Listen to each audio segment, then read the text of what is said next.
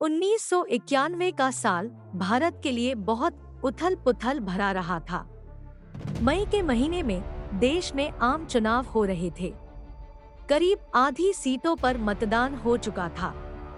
फिर 21 मई के दिन हुई एक घटना ने काफी कुछ बदल दिया। इस दिन तमिलनाडु में राजीव गांधी की एक आत्मघाती बम धमाके में मौत हो गई थी। 29 साल बाद भी यह हादसा चर्चा का विषय है, लेकिन कम लोग जानते हैं कि 1986 में अमेरिकी खुफिया एजेंसी CIA ने इंडिया आफ्टर राजीव नाम की एक रिपोर्ट तैयार की थी, जिसमें यह पूर्वानुमान लगाया गया था कि राजीव गांधी की हत्या हो जाएगी। 4 साल पहले ही CIA ने इस रिपोर्ट को सार्वजनिक रूप से उपलब्ध कराया है। 23 पेज की इस रिपोर्ट के सभी हिस्सों को सार्वजनिक नहीं किया गया है। इस रिपोर्ट को जनवरी 1986 तक हासिल की गई जानकारियों के आधार पर बनाया गया था।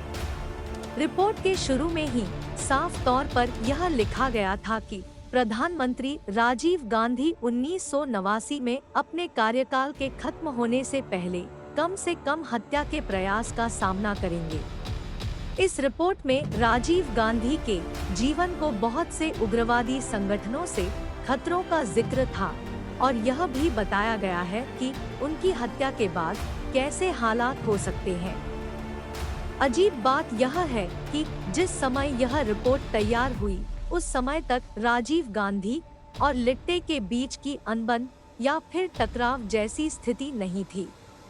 लेकिन रिपोर्ट में इस बात का भी विस्तार से जिक्र है कि राजीव गांधी श्रीलंकाई तमिल और सिंघलियों के बीच मध्यस्थता पर विचार कर रहे थे। भारत की ओर से राजीव गांधी ने साल 1987 में श्रीलंका की यात्रा की, जिसके बाद से लिट्टे राजीव गांधी से नाराज हो गया और उसी लिट्टे ने राजीव गांधी की हत्या की सफल साजिश रची थी।